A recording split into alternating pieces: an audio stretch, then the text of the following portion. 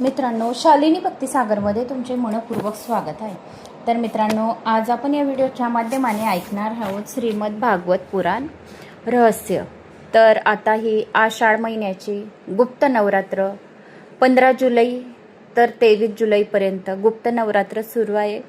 तर सर्वांनी आपल्या कुलदेवतेच्या नावाच्या माळा सर्वांनी करायचा।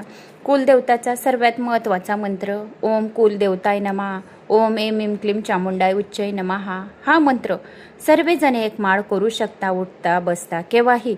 कारण ह्या 4 गुप्त नवरात्री राहतात। आपली अश्विन नवरात्र, चैत्र नवरात्र आणि माघ महिन्याची जी आहे तर ती शाकंभरी नवरात्र आणि ही एक आषाढची नवरात्र, अशा या आपल्या 4 गुप्त नवरात्री राहतात। तर गुप्त नवरात्री पण खूप काही विशेष महत्त्व राहतं। तर आपल्या कुलदेवतेची सेवा नक्की करावी आणि आपले पुराण कथा ज्या चालू आहेत तर त्या सर्वांनी चालूच ठेवायच्या। तर आता आपण आज मागच्या व्हिडिओमध्ये आपण काय ऐकलं की कोणत्या मंत्राचा जप करावा, कसे गुरु आपल्या आईला या पिताला मानावे आणि अजामिळचे 12 वर्ष कसे दीर्घ आयुष्य अजून वाढले। नारायण नारायण या मंत्राचा जप केल्यामुळे जीभ आपली पवित्र होते, सर्व पापांचे नाश होते आणि आपल्या जिभेवर जर रामाचे नाव जर बिंबले गेले तर आपली भक्ती अतिशय दृढ बनते। असे काही आपण मागच्या व्हिडिओमध्ये भरपूर काही ऐकलं, शिकण्यासारखे आहे खूप काही। जो पुराण कथा ऐकतो, श्रवण करतो त्याच्या सर्व पापांचा नाश होतो आणि जे काही अपघात आहे, जो आपला अपमृत्यू जो आहे तर तो टळून जातो। तर तो या कथांच्या श्रवण केल्यामुळे टळतो आणि आपल्याला दीर्घायुष्याची प्राप्ती होते, आपल्या परिवाराला दीर्घायुष्याची प्राप्ती होते। त्यात बरेच काही 5-6 प्रश्न तुम्हाला विचारले होते मागच्या व्हिडिओमध्ये की असा कोणता देह आहे की जेथे एकच पुरुष आहे। तर जो देह आहे असा एक पुरुष आहे, तर ते आपल्या हृदयामध्ये ईश्वर हा एक असा देह आहे, देहामध्ये हा ईश्वर एक पुरुष आपल्या देहामध्ये राहतो, हे त्याचं उत्तर होतं। अशी कोणती गुफा आहे की ज्याच्यात प्रवेश केला म्हणजे निघता येत नाही, तर प्रभूचे चरण जे आहेत तर ते प्रवेश झाले आपल्या हृदयात तर परत वापस येत नाही। अशी कोणती नदी आहे जी परस्पर विरुद्धांना दिशांना वाहत राहते, तर संसार रूपी अशी एक नदी आहे की ती विषयांकडे प्रवृत्ती होत राहते आणि प्रभूकडे वाहत घेऊन जाते आपल्याला। डोक्यावर जे काही चक्र गिरट्या घालीत असतात तर ते कोणतं चक्र आहे, तर काळरूपी चक्र आपल्या डोक्यावर प्रत्येकाच्या गिरट्या घालीत राहतं। असे काही जे आहे तर असे 4-5 प्रश्न तुम्हाला विचारले होते आणि त्याचे उत्तर पण मीच तुम्हाला सांगितले। तर हे असे काही छोटे छोटे प्रश्न आणि उत्तर आहेत, तर ते लक्षात ठेवायचे। माझं स्वतःचं उदाहरण तुम्हाला दिलं की मी लहान असताना माझी आई शांत होऊन गेली होती, मला अजून आठवत पण नाही, चेहरा पण मला लक्षात येत नाही, काहीतरी असे खूप काही मोठं पाप केलं असेल मी। तर याच्यामुळे आई लहानपणीच माझी चालली गेली, हिरावून गेली। आपले आई वडील जे आपल्यापासून हिरावून जातात ना, तर मागच्या जन्माच्या पापांमुळे 7 जन्मांच्या पापांमुळे आपल्यापासून आपले आई वडील हिरावून जातात। कोणाच्या कसाईच्या घरात असेल मागच्या जन्मामध्ये की कोणाच्या आईच्या मुलाचं काहीतरी अपघात करून टाकला असेल, त्यामुळे माझी आई माझ्यापासून हिरावून गेली। आणि दररोज असा एक दिवस नाही की मी आठवण करत नाही या विषयांमुळे की काही पाप केली असतील भगवंतांनी, म्हणूनच तू असं मला या जन्माला घातलेलं आहे। प्रत्येकाला कोणत्या ना कोणते प्रत्येक जणाला या आयुष्य या मनुष्य जन्मामध्ये कष्ट सहन भोगावेच लागतात। असं कोणी सुखी नाहीये की या मनुष्य जन्मामध्ये त्याला दुःख नाही, दुःख प्रत्येकाला राहतं, कोणी दाखवतं तर कोणी दाखवत नाही। डोंगर जळतं सर्वांना दिसतं, पण आपल्या हृदय ज्या वेळेस जळतं ना ते कोणाला दिसत नाही। फक्त तो हसताना चेहऱ्यावर चांगलं दाखवतो, दर्शवतो, पण त्याला आतून काहीतरी वेदना होत राहतात, पण ती वेदना तो कोणाला सांगू शकत नाही। फक्त तो देवाजवळ बोलू शकतो या आपल्या झोपतो आपण त्यावेळेस बोलू शकतो। आता माझी एज 45ची एज झाली तरी पण मी ह्या गोष्टींसाठी सतत म्हणजे मायेसाठी या सतत या गोष्टीपासून निवृत्त आहे। मायेपासून, आईच्या ममतेपासून बोला या काहीतरी जी राहते, तर हे काहीतरी पापांमुळे तर भगवंताने मला काही चूज केलं असेल या जन्मामध्ये की तू पुराणांचं श्रवण कर, वाचन कर, लोकांना ऐकव, म्हणजे तुझे जे मागच्या जन्माचे खूप काही तुझ्या हातून पाप झाले असतील तर हे पुराणाच्या कथा श्रवण करून वाचून तुझे सर्व पाप नष्ट होतील आणि तुला मोक्षाची प्राप्ती होईल। मोक्ष या जन्मामध्ये सर्वात चांगले आहे। मनुष्य जन्म तर मिळायलाच नको, कारण याच्यामध्ये खूप दुःख सहन करावे लागतात आणि आपल्या मृत्यूला पण घाबरावे नाही। आपल्या मृत्यूला पण ठामपणे निर्ढळपणे आपण त्याच्याशी सामना करायचा। आपल्या मृत्यूचा जो दिवस असतो शेवटचा, तो परमेश्वराच्या भक्तीचा आपला दिवस राहतो, भेटीचा आपला दिवस राहतो. तो दिवस सर्वात महत्त्वाचा आहे. तर आपणच स्वतः आपले समजायचे की आपण कोणते पाप केले आहे. हे तर मला पक्के मला तर पक्के दिसून गेले की मी कोणते पाप केलं असेल. खरंच सांगते, खोटं नाही सांगत, की आपल्याला आपल्या स्वतःच्या पापांचं दररोज प्रायश्चित करायला हवं. मी दररोज या पापांचं दररोज काही ना काही माझ्या हातून काहीतरी पाप झालं असेल म्हणून हे माझ्या वाटेला आलेलं आहे. पण जे काही आपल्या वाटेला जर आलं, चांगलं या वाईट, तर आपल्याला आपली समज पाहिजे की आपल्या वाटेला हे का आलं आहे. पण एक गोष्ट ही त्रिवार पण सत्य आहे की जे आपली भरपाई राहते, तर जो व्यक्ती भरू शकत नाही तिथे दुसरा व्यक्ती तयार ठेवतो भगवंत. कारण आपला विश्वास त्याच्यापासून डगमगायला नको म्हणून दुसऱ्या व्यक्तीकडून आपल्याला प्रेम देऊ शकतो. तर ते आहेत माझे मिस्टर खूप काही प्रेम करतात आणि कोणती गोष्ट मला वर्जित करत नाही.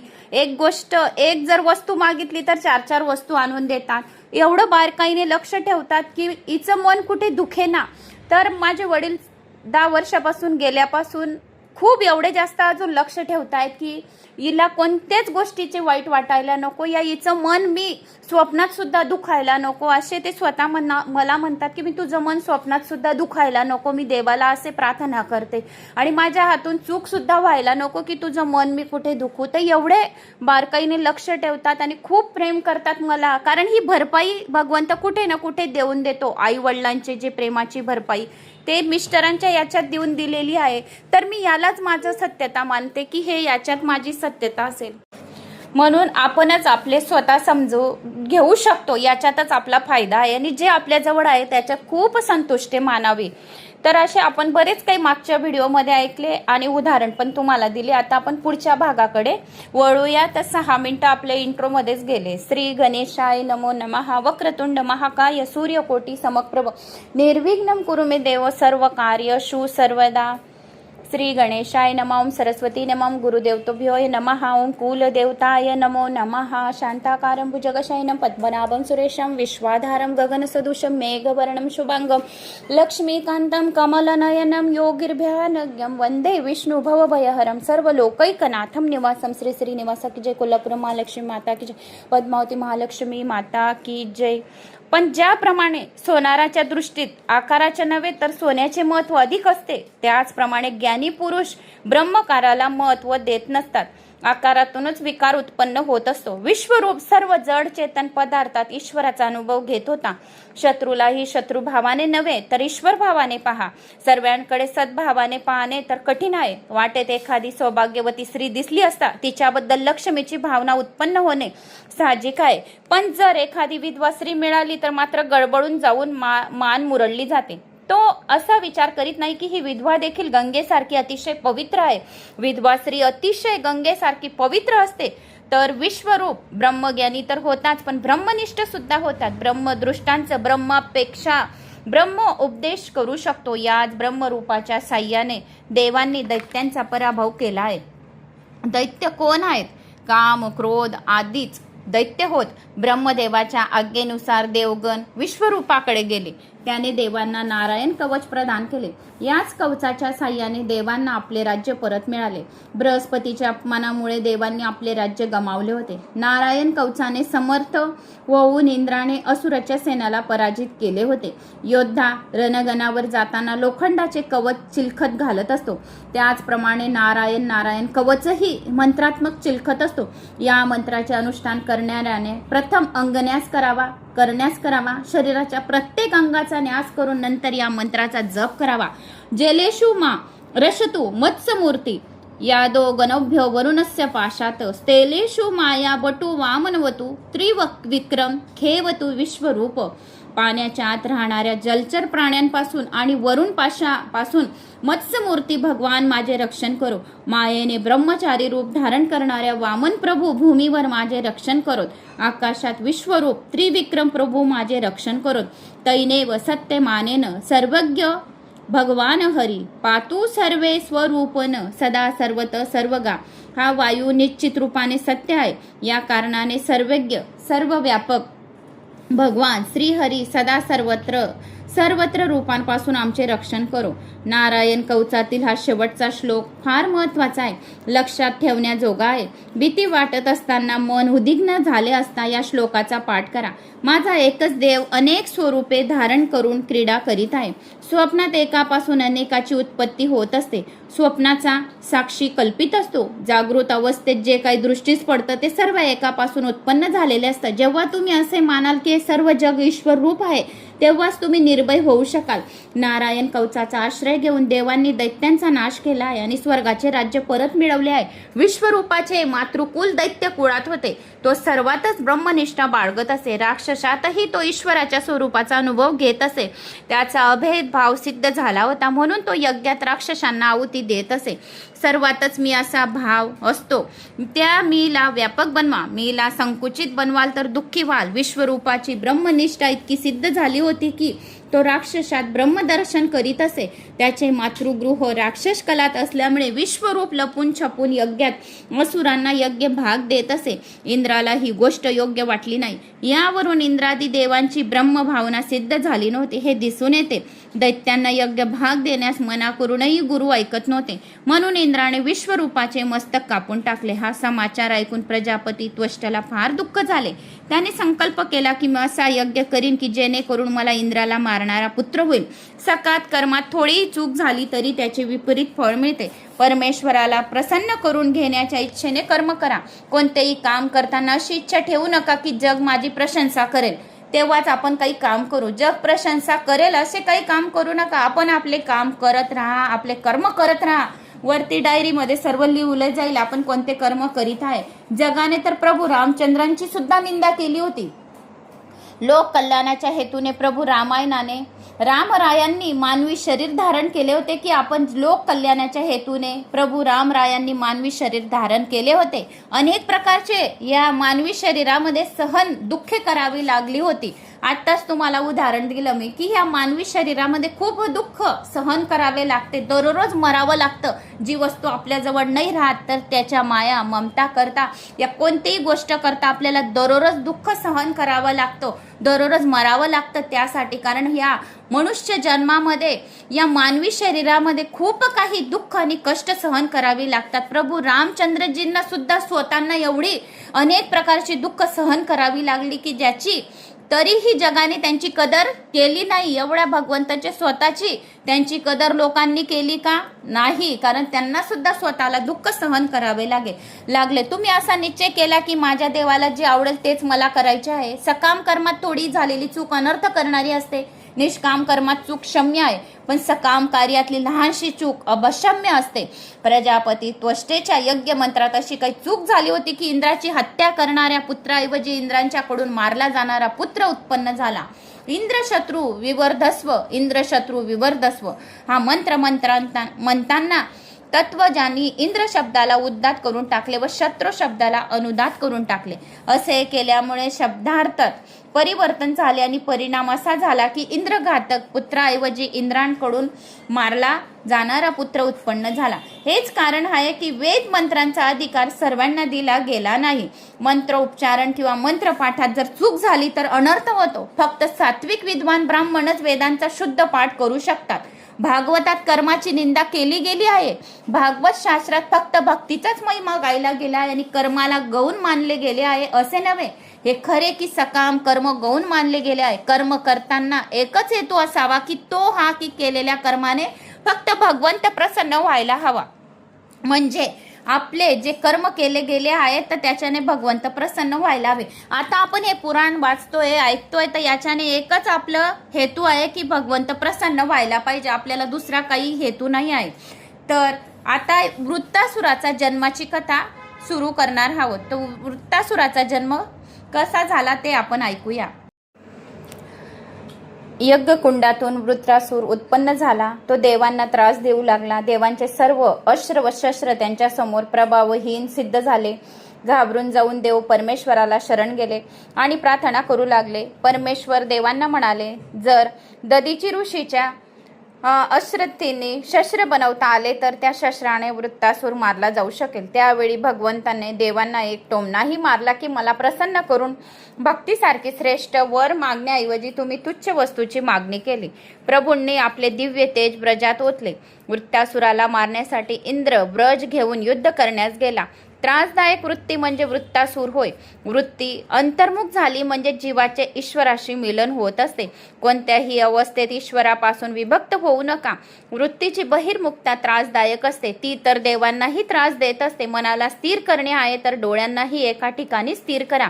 वृत्ती बहिर्मुख झाली तर कथेत किंवा मंदिरात दर्शनाचा आनंद येत नसतो। बहिर्मुख वृत्तीला ज्ञानरूपी ब्रजाने नष्ट करा। ज्ञान हे प्रमुख बल आहे, याच्या साह्याने विषय वृत्तीला मारा, तेव्हाच इंद्रियांच्या अधिष्ठात्री देवतेला शांती मिळेल। ब्रह्मनिष्ठा अशी अडळ असायला पाहिजे की अन्य विषयात मन रमायलाच नको। माणूस विषयात आनंद शोधतो म्हणून त्याला आनंद मिळत नाही। प्रभूच्या भजनात व्रजासारखी अढळ निष्ठा ठेवा।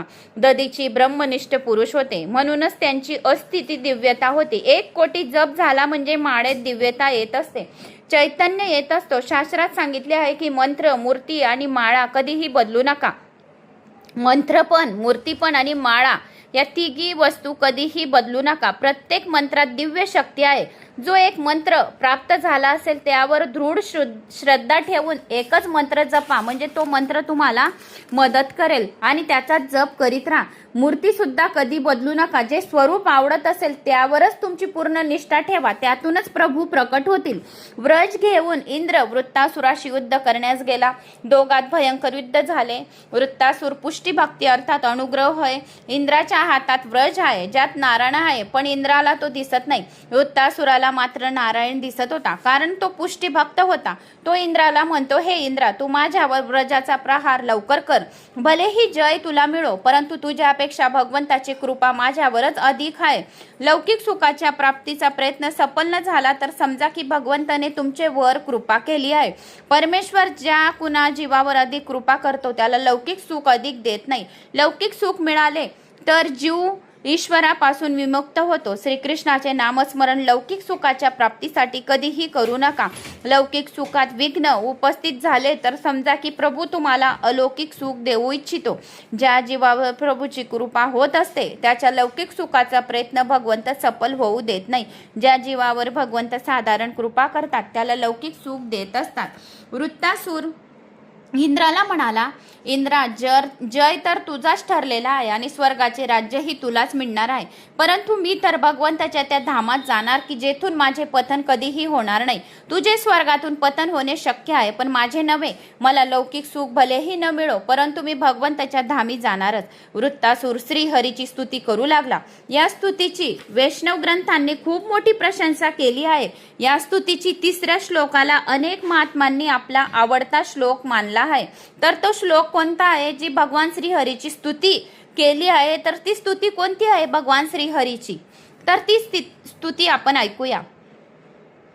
अहम हरे तव पैदकमूल दासानुदासो भवंता समीभूया मनस्मेरता स्फुरते गुणवस्ते गुणित वाक कर्म करोत काया न नाक पृष्ठम नच पारमेष्टन न सार्वभौम न नरसाध्यपत्यम न योगी सिद्ध र पुनर्भवर ववाम समज्जस्यम त्वाम वीरहच्च कांशीम अजात पक्षा इव मातरम खगा स्तनम यथा वत्सतरा शुधार्ता प्रियम प्रियेव विश्रुतम विष्णनाम मनोरविग्दाक्षम द्रिदितिक्षते त्वाम ममोतम श्लोक जनेषु सख्यम संसार चक्रे भ्रमताम स्करम भी त्वन्मायाया तमात्मज दारगेह शवा सक्तचित्तस न नात भूयात।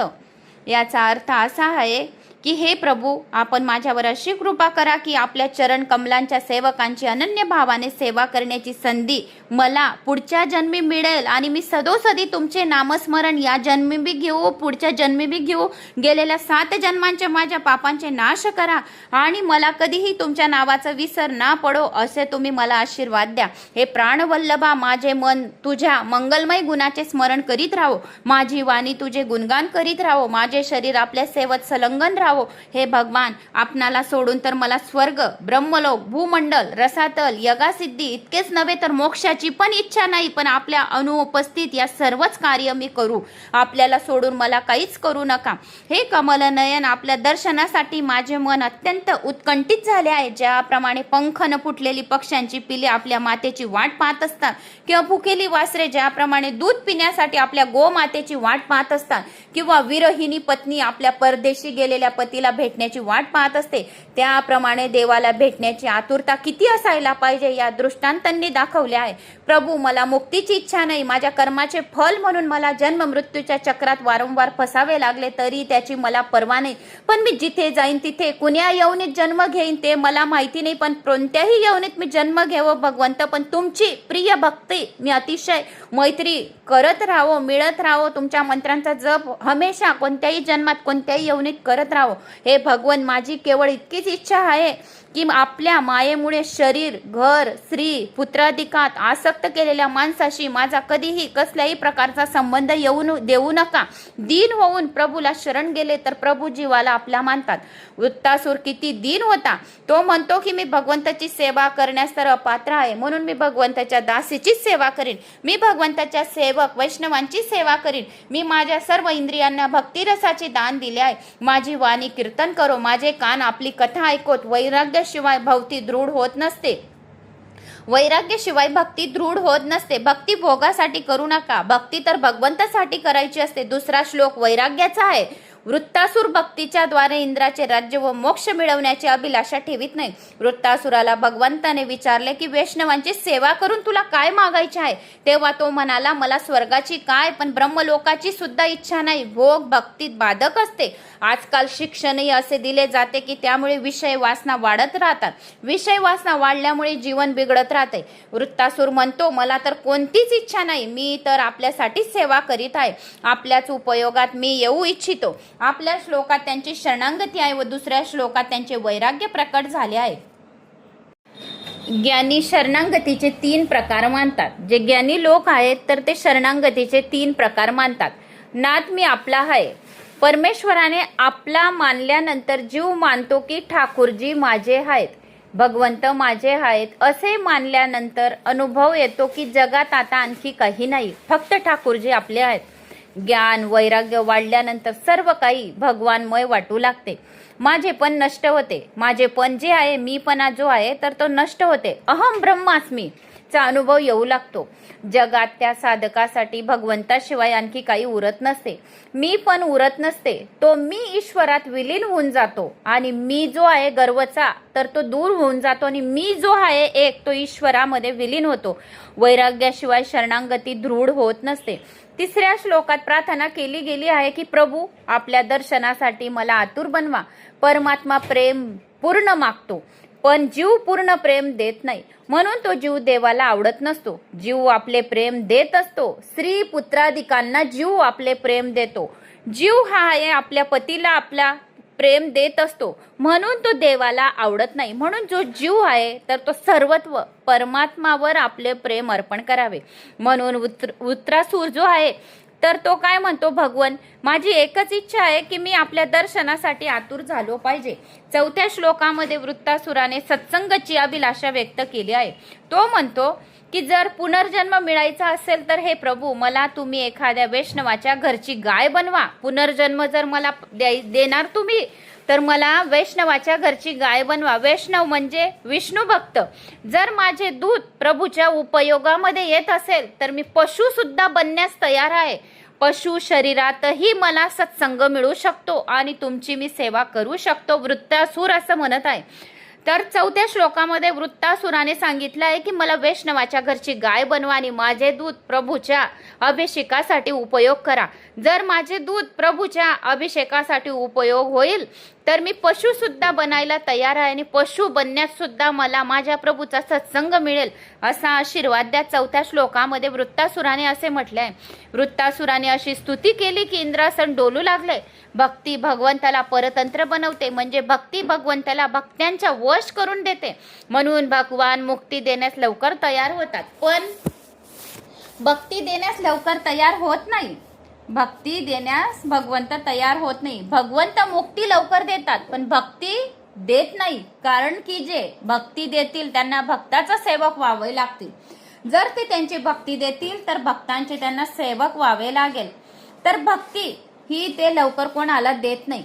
आता जगन्नाथपुरीमध्ये जगन्नाथपुरीची यात्रा चालू आहे. जगन्नाथपुरीचे म्हणजे मूर्तीचे अभिषेक बनवणे असे चालू आहे. एक माधव दास होता.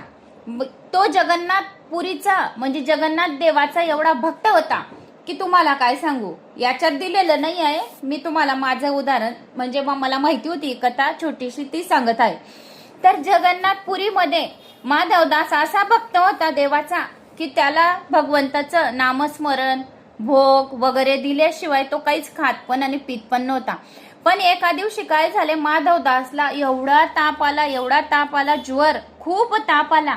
तर स्वयं भगवान जगन्नाथ यांनी देवांनी बालरूप घेतले आणि माधवदासच्या घरी गेले. आणि त्या एवढ्या तापामध्ये माधवदासला काही समजत नव्हतं की कोण माझ्या जवळ आहे, काय करत आहे.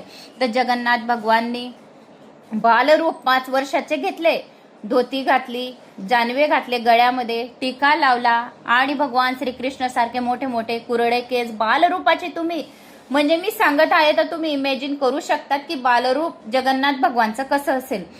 तर त्यांनी भगवंताने स्वतः माधवदासला पट्ट्या मिठाच्या कपाळी स्वतः ठेवल्या, स्वतः हात घुमवत होते, स्वतः त्यांच्या ज्या ताप झालेला होता तर त्या मिठाच्या पट्ट्या 15 दिवस पर्यंत त्या पट्ट्या बदलवल्या. म्हणजे ज्या वेळेस माधवदासचा त्यावेळेस ताप संपून गेला, म्हणजे ताप त्यांना आता होता नाही, जो ज्वर होता त्यांचे शरीर जे तप्त उष्णतेने तापेने तपत होतं तर त्यांचा ताप उतरून गेला. 15 दिवस पर्यंत स्वयं भगवंतांनी सेवा केली माधवदासची. मग माधवदासला होश आला, जाग आली. माधवदास पाया पडायला लागला. त्याला समजून गेले की मला तर ना आई आहे, ना बाप आहे, ना पुत्र आहे, ना पुत्री आहे, ना कोणी नाहीये, तर हा साक्षात स्वयं नारायण आहे. माधवदास पलंगावरून खाली उतरला आणि भगवंताला पलंगावर बसवले. भगवंताने साक्षात विराट स्वरूप जगन्नाथपुरीचं जे रूप आहे तर ते पलंगावर धारण करून घेतलं. आणि माधवदास एवढा रडायला लागला की भगवंत तुम्ही माझी स्वतः एवढी सेवा केली, तुम्ही तर भगवंत होते म्हणे, तुम्ही तर एका मिनिटामध्ये माझा सर्व ताप नाहीसा करू शकत होते, तुमच्यामध्ये तर एवढी शक्ती होती म्हणे की तुम्ही माझा ताप एका मिनिटात स्वस्थ मला करू शकले असते, तर 15 दिवस पर्यंत माझ्या एवढ्या कपाळाच्या पट्ट्या का बदलवल्या म्हणे. तुम्ही रडत जायचा, बोलत जायचा, भक्तीमध्ये आनंदाच्या यशात हुंडूक दाटून आला माधवदासचा, रडत जायचा आणि बोलत जायचा. भगवंत म्हणाले, जगन्नाथ भगवान म्हणाले माधवदासला, माधव मी जर तुझा ताप एका मिनिटात जर हरण करू शकला असता म्हणे, 15 दिवस जर तू असा तप्त शरीर तुझं जे जळत होतं जर मी जळू दिलं नसतं म्हणे, तर तुझा हे कष्ट जे आहे ना म्हणे तुझ्या शरीराला 15 दिवसाचं तुला पुढच्या जन्मात भोगावं लागलं असतं म्हणे. तर तुला पुढच्या जन्मात कष्ट भोगू नये, याच्यासाठी तुझ्या शरीराला काही पीडा होऊ नये, यासाठी मी स्वतः तुझी सेवा केली. कारण भगवंत हे आपल्या भक्ताला कष्टामध्ये कधीच बघू शकत नाही. आज पण जगन्नाथपुरीमध्ये 15 दिवस द्वार मंदिराचे मूर्त्या बसवल्यानंतर बंद राहतात, तर ते याच कारणासाठी माधवदासला 15 दिवस ताप आलेला राहतो. तर 15 दिवस स्वतः भगवंत आजारी पडतात तर त्यांना सुद्धा काढा आणि ते आज सुद्धा देतात, त्यांना जेवणाचा भोग देत नाही. आजही जो काढा माधवदासला देत होते त्या टाइमाला तर तो काढा आजही भगवंताला 15 दिवस भोग मध्ये देण्यात येतो. तर याच्यासाठी की माधवदासला ताप आला होता त्यांच्या भक्ताला, तर ते स्वतः ते काढा आजही 15 दिवस पितात. तर त्याच्या मागचं रिझन हे आहे. म्हणून भगवंत जे आहेत तर मुक्ती लवकर देतात. आता याच्यात हे भगवंताचं उदाहरण भगवंताची अशी लीला आली होती, त्यामुळे मी तुम्हाला हे उदाहरण दिलं. कारण कोणतंही उदाहरण ज्याच्यावर सूट होतं त्याच्यावरच देता येतो. तर भगवान मुक्ती देण्यास लवकर तयार होतात पण भक्ती देण्यास लवकर तयार होत नाही. जर भक्ती दिली तर त्यांना सेवक व्हावे लागते. जसे आता जगन्नाथ भगवानला सेवक व्हावे लागले माधवदासचे. तुम्हाला आता उदाहरण दिलं, समजलं असेल की माधवदासच का उदाहरण दिलं. तर येथे भगवंताचा जे आहे सेवक आपण लवकर बनू शकता, पण आपण भगवान आपला सेवक बनतो का? नाही. तर जगन्नाथपुरीमध्ये माधवदासचे सेवक स्वतः भगवंत बनले होते आणि त्यांचा ताप 15 दिवस पर्यंत ज्वर शांत केला होता आणि स्वतः त्यांनी त्यांच्या शरीराची पीडा जी होती तर त्यांनी स्वतः बघितली. पुढच्या जन्मात त्याला पीडा व्हायला नको आपल्या भक्ताला, म्हणून त्याने स्वतः एवढी सेवा केली. भगवंत मुक्ती लवकर देतात पण भक्ती देत नाही, कारण की जे भक्ती देतील त्यांना भक्ताचा सेवक व्हावे लागेल. भक्ती स्वतंत्र परमात्माला परतंत्र करून प्रेमाच्या बंधनात बांधत असते. स्तुती संपल्यानंतर इंद्राने वृत्तासुराचा वध केला. वृत्तासुराच्या शरीरातून निघालेले तेज भगवंताच्या शरीरात विलीन झाले. भगवंताने वृत्तासुराचा उद्धार केला. 6व्या स्कंदामध्ये पुष्टी लीलेचे वर्णन आले आहे. भगवंताने वृत्तासुराला पुष्टी भक्त प्रदान केली, अर्थात त्याच्यावर कृपाच केली. परीक्षितेने विचारले की वृत्तासुर एवढा भक्त असून त्याला राक्षस योनीत जन्म का घ्यावा लागला मग आता? काय म्हणाले परीक्षित राजाला शुक्राचार्य जे आहेत, आदि शंकराचार्य आणि शुकदेव जे आहेत, तर ते परीक्षित राजाला हे भागवत पुराण संपूर्ण श्रवण करणं चालू आहे. तर त्यातच परीक्षित राजाने प्रश्न केला शुकदेवाला की वृत्तासुर एवढा भगवंताचा भक्त असून त्याला राक्षस योनीत का जन्म घ्यावा लागला? मग त्याला अशी तीव्र भक्ती कशी प्राप्त झाली? त्याचा पूर्व वृत्तांत कसा आहे? आणि शुक्राचार्य वर्णन करतात. मग शुक्राचार्य काय म्हणतात? वर्णन करतात की राजा ऐक, मग वृत्तासुर आपल्या पूर्वजन्मी चित्रकेतू नावाचा राजा होता आणि त्याच्या राणीचे नाव होते कृतदुती आणि त्याला संतती नव्हती. येथे शब्दार्थ न घेता लक्षार्थ घेतला पाहिजे. जो चित्र विचित्र कल्पना करतो तोच चित्रकेतू होय. बुद्धी हीच धुती होय. मन अनेक विषयांचा विचार करीत असते, त्याच विषयाकार स्थितीत चित्रकेतूचा जन्म होतो. दडलेल्या बाहेरचे चित्रच भजनात विघ्न आणत असते. एकदा राजा चित्रकेतूच्या घरी अंगिरा ऋषी आले. राजाने त्यांना पुत्र मागितला. अंगिरा ऋषी राजाला म्हणाले, ज्यांना मुले आहेत त्यांना तरी शांती कुठे आहेत? तुला काही संतान नाही हेच चांगले आहे. राजाच्या मनात अनेक कल्पना उत्पन्न झाल्या होत्या, म्हणून त्याने दुराग्रह केला. ऋषीच्या कृपेने त्याला एक मुलगा झाला. राजाला आणखी काही पत्न्या होत्या. सौती मत्सराने पछाडलेल्या एका सावत्र मातेने त्याला विष दिले आणि तो मुलगा मरण पावला. हे पाहून चित्रकेतू व कृतदुती दोघेही शोक करू लागले. अशा शोक समयी राजाच्या घरी अंगिरा ऋषीच्या सोबत नारद आले. अंगिरा ऋषी खूप मोठे ऋषी आहेत. गणेश पुराणात अंगिरा ऋषीचं तुम्हाला महत्व सांगितलेलं आहे मी. गणेश पुराणात अंगिरा ऋषीचं खूप काही मोठं महत्व आणि खूप काही कथा आणि लीला सांगितल्या आहे. पुत्राच्या मृत्यूने राजा राणी विलाप करीत आहेत. हे पाहून नारदांनी त्यांना उपदेश केला की आता मुलाकरता रडणे व्यर्थ आहे. आता तुम्ही स्वतः करता अश्रू ढाळा. तो मुलगा आता जेथे गेला आहे तेथून आता परत येणार नाही.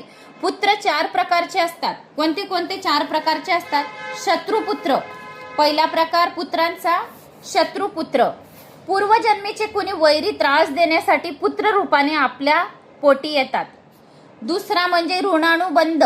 पूर्वी जन्मी दिलेले ऋण वसूल करण्यासाठी पुत्र रूपाने आपल्या पोटी पुत्र जन्म घेतो. तिसरा म्हणजे उदासीन पुत्र. जोपर्यंत अविवाहित असतो तोपर्यंत तो मात्या पित्यासोबत असतो. आई बाबा जवळून तो काही घेत नाही आणि त्यांना काही देतही नाही. असा मुलगा आई बापापासून लग्न झाल्यानंतर वेगळा राहतो. आई बापांना असे वाटते की मुलाचे लग्न झाल्यानंतर त्याचे 4 हात होतील पण तो त्यांची सेवा करेल. पण असा विचार करीत असताना हे विसरतात की 4 हात होत असताना 4 पायही होत असतात. लग्नानंतर माणूस पुष्कळदा पशुव्रत जीवन जगत असतो. चौथा म्हणजे सेवक पुत्र. पूर्वजन्मी सेवा घेतली असेल म्हणून या जन्मात सेवा करण्याचा पुत्र रूपाने जन्म घेऊन पुत्र आपल्या मातापित्याची सेवा करीत असतो. तर अशा प्रकारे या भागवत पुराणात तुम्हाला भरपूर काही आज उदाहरणं सांगितली आणि खूप काही आपण श्रवण केलं. आता पुढला व्हिडिओ आपला म्हणजे भाग पुंडलिका भेटीसाठी परब्रह्म आले. पुंडलिकाचे चरित्र आपण उद्याच्या व्हिडिओमध्ये ऐकणार आहोत. तर त्या अगोदर कोणी चॅनलला नवीन आलं असेल तर लाल बटनवर सबस्क्राईब करा, ऑलवर क्लिक करा, जास्तीत जास्त जणांना शेअर करा. कुठून कोणत्या गावात तुम्ही माझा हा व्हिडिओ ऐकत आहोत आपल्या गावाची कमेंट्स करायला विसरू नका. आणि माझा आत्मविश्वास नक्की वाढवा.